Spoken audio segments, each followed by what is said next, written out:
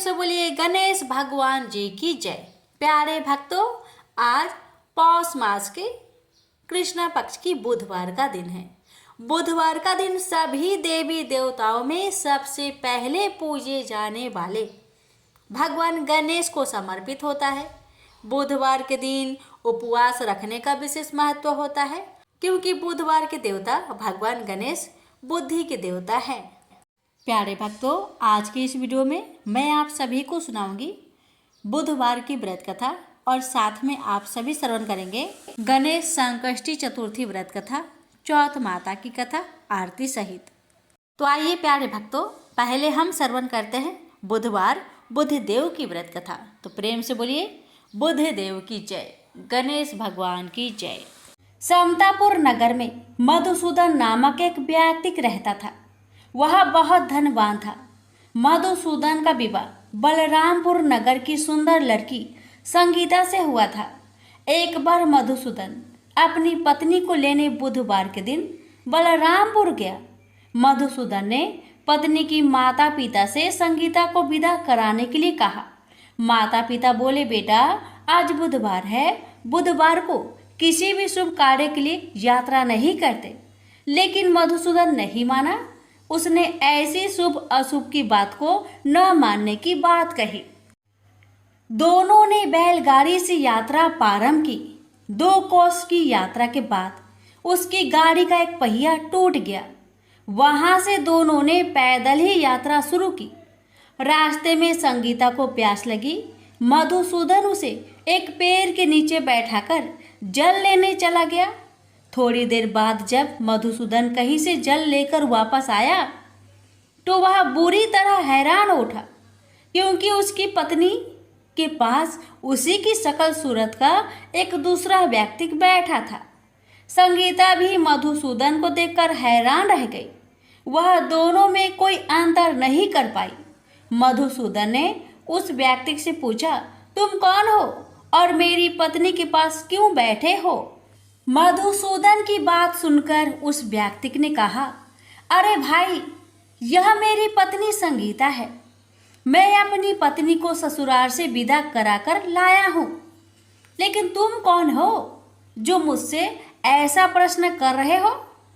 मधुसूदन ने कहा, तुम जरूर कोई चोर या ठग हो। यह मेरी पत्नी संगीता है। मैं इसे पेड़ के नीचे बैठाकर जल लेने गया था। इस पर उस व्यक्ति ने कहा, अरे भाई, झूठ तो तुम बोल रहे हो। संगीता को प्यास लगने पर जल लेने तो मैं गया था। मैंने तो जल लाकर अपनी पत्नी को पिला भी दिया। अब तुम चुपचाप यहाँ से चलते बनो, नहीं तो किसी सिपाही को बुलवाकर तुम्हें पकड़वा दूंगा। दोनों एक दूसरे से लड़ने लगे। उन्हें लड़ते देख बहुत से लोग वहां एकत्र हो गए। नगर के कुछ सिपाही भी वहां आ गए। सिपाही उन दोनों को पकड़कर राजा के पास ले गए। सारी कहानी सुनकर राजा भी कोई निर्णय नहीं कर पाया। संगीता भी उन दोनों में से अपने वास्तविक पति को नहीं पहचान पा रही थी। राजा ने दोनों को कारागार में डाल देने के लिए कहा। राजा के फैसले पर असली मधुसूदन भयभीत हो उठा। तभी आकाशवाणी हुई, मधुसूदन, तूने संगीता के माता पिता की बात नहीं मानी और बुधवार के दिन अपनी ससुराल से प्रस्थान किया। यह सब भगवान बुध देव के प्रकोप से हो रहा है। मधुसूदन ने भगवान बुध देव से प्रार्थना की कि हे भगवान बुध देव, मुझे क्षमा कर दीजिए। मुझसे बहुत बड़ी गलती हुई। भविष्य में अब कभी बुधवार के दिन यात्रा नहीं करूंगा और सदैव बुधवार को आपका व्रत किया करूंगा। मधुसूदन के प्रार्थना करने से भगवान बुध देव ने उसे क्षमा कर दिया। तभी दूसरा व्यक्ति राजा के सामने से गायब हो गया। राजा और दूसरे लोग इस चमत्कार को देख हैरान हो गए। भगवान बुध देव की इस अनुकंपा से राजा ने मधुसूदन और उसकी पत्नी को सम्मान पूर्वक विदा किया। कुछ दूर चलने पर रास्ते में उन्हें बैलगाड़ी मिल गई। बैलगाड़ी का टूटा हुआ पहिया भी जुड़ा हुआ था। दोनों उसमें बैठकर समतापुर की ओर चल दिए। मधुसूदन और उसकी पत्नी संगीता दोनों बुधवार को व्रत करते हुए आनंद पूर्वक जीवन यापन करने लगे। इस तरह भगवान बुद्ध देव की कृपा से उनके यहाँ खुशियां बरसने लगी। इस तरह जो स्त्री पुरुष विधिवत बुधवार का व्रत करके व्रत कथा सुनते हैं, भगवान बुद्ध देव उनके सभी कष्ट को दूर करते हैं। प्रेम से बोलिए बुद्ध देव की जय। अब सुनिए पौष मास की गणेश चौथ की व्रत कथा। प्रेम से बोलिए गौरी पुत्र गणेश भगवान की जय। पार्वती जी ने पूछा कि हे पुत्र गणेश, अब यह बताओ कि पौष महीने की चतुर्थी को कौन सा व्रत करना चाहिए। श्री गणेश जी ने कहा कि हे माँ, पौष की चतुर्थी को लंबोदर नामक गणेश का व्रत करना चाहिए। इस दिन निराहार रहे और केवल गोमूत्र पिए व खीर से हवन करे। पुरातन में त्रेता युग में रावण ने स्वर्ग के देवताओं को अपने बस में कर लिया। बाली नामक राजा को भी संध्या करते समय पीछे से पकड़ लिया। बाली ने अपने बल से रावण को अपनी काख में दबा लिया और किष्किंधा नामक अपनी नगरी में ले आया। वहां बाली ने अपने बलवान पुत्र अंगद को खेलने के लिए खिलौना के समान रावण को दे दिया। अंगद उसे खिलौना समझकर पशु की भांति उसके गले में रस्सी बांधकर खेलने लगा। कभी रावण को इधर उधर घुमाने लगा। रावण की इस दशा को देखकर किष्किंधा की प्रजा खूब हंसा करती थी। रावण ने इस दुख से छुटकारा पाने के लिए अपने पितामह पुलस्त्य का स्मरण किया। रावण की यह दशा देखकर पुलस्त्य ऋषि ने विचारा कि रावण की यह दशा क्यों हुई। उन्होंने मन ही मन सोचा, अभिमान हो जाने पर देव, मनुष्य व असुर सभी की यही गति होती है। पुलस्त्य ऋषि ने रावण से पूछा कि तुमने मुझे याद क्यों किया है। रावण बोला, पितामह, मैं बहुत दुखी हूँ। ये नगरवासी मुझे धिक्कारते हैं और अब आप ही मेरी रक्षा करें। रावण की बात सुनकर पुलस्त्य जी बोले, रावण, तुम डरो नहीं, तुम इस बंधन से जल्द ही मुक्त हो जाओगे। तुम विघ्न विनाशक श्री गणेश जी का व्रत करो। पूर्व काल में वृत्रासुर की हत्या से छुटकारा पाने के लिए इंद्रदेव ने भी इस व्रत को किया था। इसलिए तुम भी विघ्न विनाशक श्री गणेश जी की इस व्रत को अवश्य करो। तब पिता की आज्ञा अनुसार रावण ने भक्ति पूर्वक इस व्रत को किया और बंधन रहित हो अपने राज्य को पुनः प्राप्त किया। मान्यता अनुसार जो भी श्री गणेश भक्त पौष मास की संकष्टी चतुर्थी पर इस व्रत को श्रद्धापूर्वक करते हैं, उन्हें सफलता अवश्य ही प्राप्त होती है। प्रेम से बोलिए गणेश भगवान की जय। एक सेठ सेठानी थे। उनके एक बेटा और बहू थे। बहू सबको भोजन करा के फिर स्वयं भोजन करती। एक पड़ोसन ऐसी भी थी जो रोज पूछती कि बहू आज क्या बनाया और क्या खाया।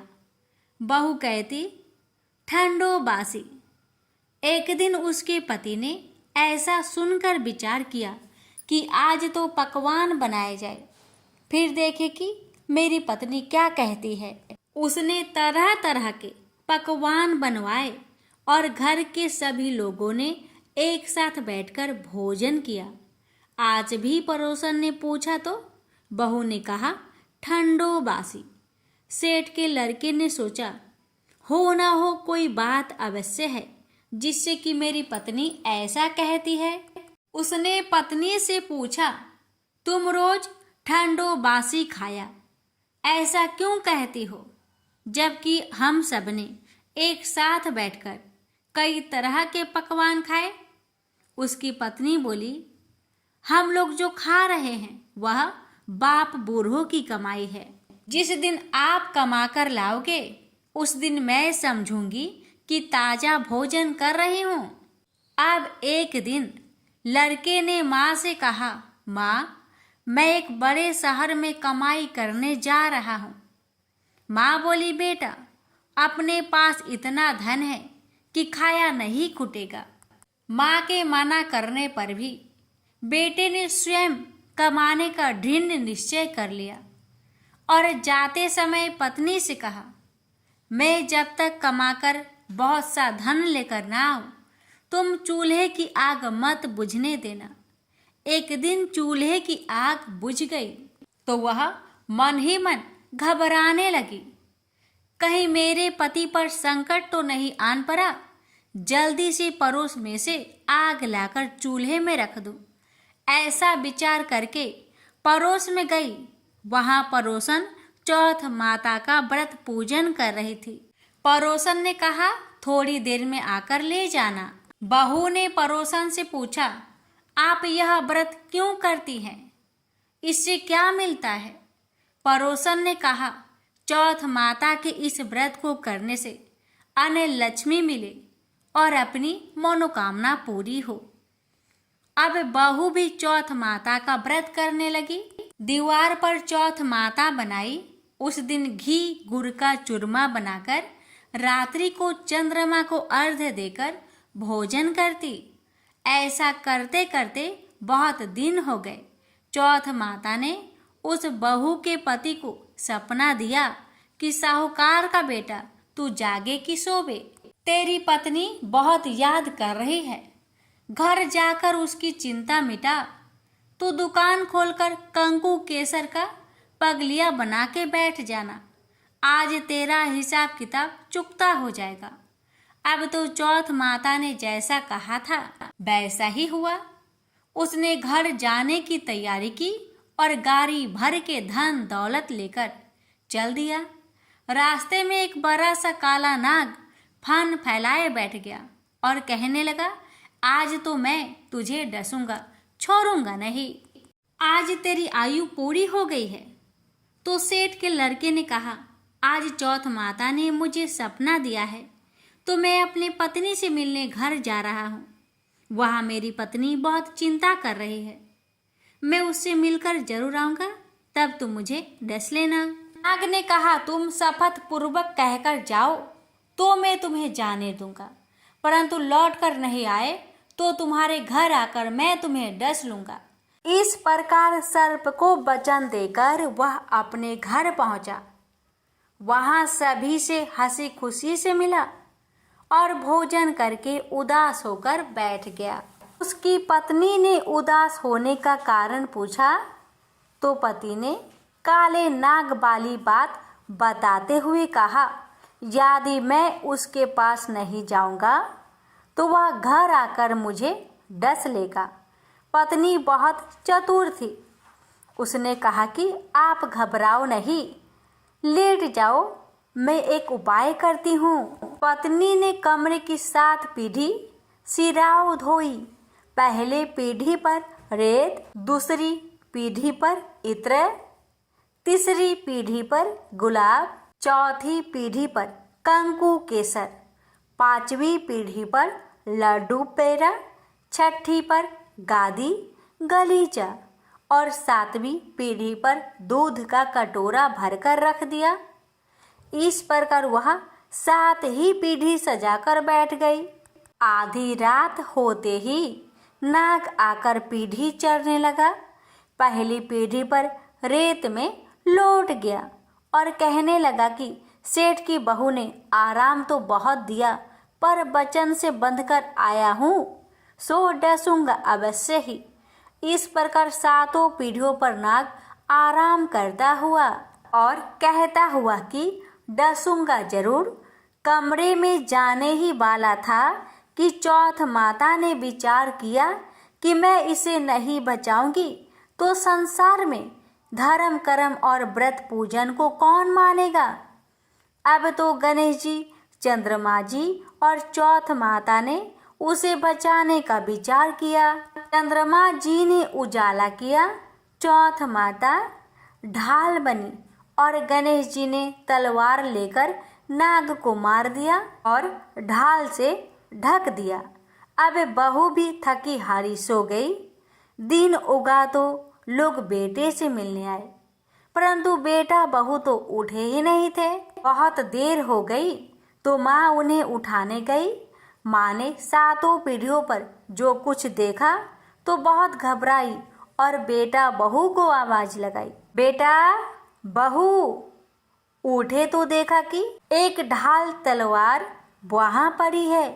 अब ढाल उठाई तो वहीं काला नाग मरा हुआ पड़ा है। बेटा बहू ने सोचा कि आज तो धर्म कर्म ही आड़े आए हैं, जो भगवान गणेश जी और चौथ माता ने अपनी रक्षा की है। हे चौथ माता, आपने जैसी सेठ के बेटे बहू की रक्षा की, वैसी ही रक्षा सबकी करना। प्रेम से बोलिए, चौथ माता की जय हो, गणेश भगवान जी की जय हो। एक नगर में एक बूढ़ी माँ रहती थी। वह अपने बेटे की सलामती के लिए 12 महीनों की चौथ का व्रत करती थी। हर चौथ को पंसारे से थोड़ा सा गुड़ और घी लाकर 4 लड्डू बनाती, एक बेटे को देती, एक से पूजा करती, एक हथकार के लिए निकालती और एक चांद उगने पर खुद खा लेती थी। एक बार उसका बेटा ताई से मिलने गया। ताई ने बैसाखी चौथ का व्रत रखा था। ताई से पूछा, माँ तो 12 चौथ करती है। ताई बोली, तेरी माँ तेरी कमाई से तरमाल खाने के लिए 12 चौथ करती है। तू परदेश जाए तो वह एक भी चौथ नहीं करेगी। लड़के को लगा ताई सच कह रही है। घर आकर माँ से कहा, मैं परदेश जा रहा हूँ, यहाँ तू मेरी कमाई खाने पीने में ही उड़ा देती है। माँ ने समझाकर रोकना चाहा, पर बेटा नहीं माना। माँ ने उसे साथ ले जाने के लिए चौथ माता के आंखें दिए और कहा, मुसीबत में ये आंखें तेरी मदद करेगी। वह आंखें लेकर रवाना हो गया। घूमते हुए एक नगर में पहुंचा। उसने देखा एक बूढ़ी माँ रोते जा रही थी और पुआ बनाते जा रही थी। उसने कारण पूछा तो बूढ़ी माई ने कहा, बेटा, इस नगर की पहाड़ी पर एक दैत्य रहता है। पहले वह नगर में आकर कई लोगों को खाने के लिए मार देता था। अब राजा हर घर से एक आदमी दैत्य के पास भेजता है और आज मेरे बेटे की बारी है, इसलिए रो रही हूँ और उसी के लिए पुए बना रही हूँ। वह बोला, तू पुए मुझे खिला दे, तेरे बेटे की जगह मैं चला जाता हूँ। बूढ़ी माँ ने खीर पुए उसे खिला दिए। खा पीकर वह सो गया। रात को राजा के सैनिक आए तो बूढ़ी माँ ने उसे भेज दिया। दैत्य के सामने पहुंचने पर उसने चौथ माता के आंखें दैत्य की तरफ फेंककर कहा, हे चौथ माता, यदि मेरी माँ मेरी सलामती के लिए व्रत करती है तो दैत्य का सिर कटकर गिर जाए। तुरंत दैत्य का सिर कटकर गिर गया। लड़का वापस आ गया। राजा ने उसे उपहार देकर विदा किया। चलते हुए एक दूसरे राजा के नगर में पहुंचा। इस राज्य में आवा तभी पकता था जब एक इंसान की बलि दी जाती थी। सिपाहियों ने उसे पकड़कर आवे में चुन दिया। लड़के ने आंखें आवे में डाले और कहा, हे चौथ माता, यदि मेरी माँ मेरी सलामती के लिए व्रत करती है तो आवा मेरी बलि लिए बिना ही झट से पक जाए। आवा तुरंत पक गया। आवे में से मिट्टी की जगह सोने चांदी के बर्तन निकले। अंदर से लड़का बोला, बर्तन धीरे धीरे निकालना, मुझे लग न जाए। राजा ने उसे निकलवाया और पूछा, इस आवे से तुम बच कैसे गए? लड़के ने बताया कि उसकी माँ चौथ माता का व्रत करती है, व्रत के कारण ही वह बच पाया है। राजा को विश्वास नहीं हुआ। उसने एक चांदी की सुराही मंगवाई और कहा कि सुराही की नली से निकलकर दिखाओ, तभी मुझे विश्वास होगा। लड़के ने चौथ माता को याद करके आंखें सुराही में डाले और कहा, मैं भौरा बनूं, सुराही से निकलूं। लड़का भौरा बनकर सुराही से निकल गया। राजा ने खुश होकर राजकुमारी की शादी उसके साथ करवाई और सभी लोगों को चौथ माता का व्रत करने को कहा। उसे माँ की याद आई। उसने राजा के पास जाकर खुद के नगर जाने की इच्छा जाहिर की। राजा ने रथ, घोड़ा, हाथी और खूब सारा दान दहेज देकर उन्हें विदा किया। चौथ के दिन अपने नगर पहुंचा। वह अकेला पंसारी के यहाँ माँ का इंतजार करने लगा। सोचा चौथ है तो माँ यहाँ जरूर आएगी। थोड़ी देर बाद लकड़ी टेकती हुई माँ आती दिखी। बेटा माँ के चरणों में गिर पड़ा। कहा, माँ मैं तेरा बेटा हूँ, मुझे माफ़ कर दो। माँ ने उसे गले से लगा लिया। लोग चौथ माता की जय जयकार करने लगे। उस नगर के सभी लोग चौथ माता का व्रत करने लगे। हे चौथ माता, जैसे बूढ़ी माँ और उसके बेटे की सहायता की, वैसे हमारी भी करना। कहानी कहने और सुनने वाले पर कृपा करना। बोलिए चौथ माता की जय हो। अब सुनिए चौथ माता जी की आरती। ओम जय श्री चौथ मैया, बोलो जय श्री चौथ मैया। सच्चे मन से सुमिरे सब दुख दूर भैया। ओम जय श्री चौथ मैया। ऊंचे पर्वत मंदिर शोभाती भारी, देखते रूप मनोहर असुरन भयकारी। ओम जय श्री चौथ मैया। महासिंगार सुहावन ऊपर छत्र फिरे, सिंह की सवारी सोहे कर में खड़क धरे। ओम जय श्री चौथ मैया। बाजत नौबत द्वारे अरु मृदंग डेरू, 64 जोगन नाचते नित्य करे भैरू। ओम जय श्री चौथ मैया। बरे बरे बलशाली तेरा ध्यान धरे, ऋषि मुनि नर देवा चरणों आन परे। ओम जय श्री चौथ मैया। चौथे माता की आरती जो कोई सुहागन गावे, बढ़ते सुहाग की लाली सुख संपत्ति पावे। ओम जय श्री चौथ मैया। अब सुनिए गणेश जी की आरती। जय गणेश जय गणेश जय गणेश देवा, माता जाकी पार्वती पिता महादेवा। एक दंत दयावंत चार भुजाधारी, माथे सिंदूर सोहे मूस की सवारी। जय गणेश जय गणेश जय गणेश देवा, माता जाकी पार्वती पिता महादेवा। पान चढ़े फल चढ़े और चढ़े मेवा, लड्डुअन का भोग लगे संत करे सेवा। जय गणेश जय गणेश जय गणेश देवा, माता जाकी पार्वती पिता महादेवा। अंधन को आँख देते कोढ़िन को काया, बाझन को पुत्र देते निर्धन को माया।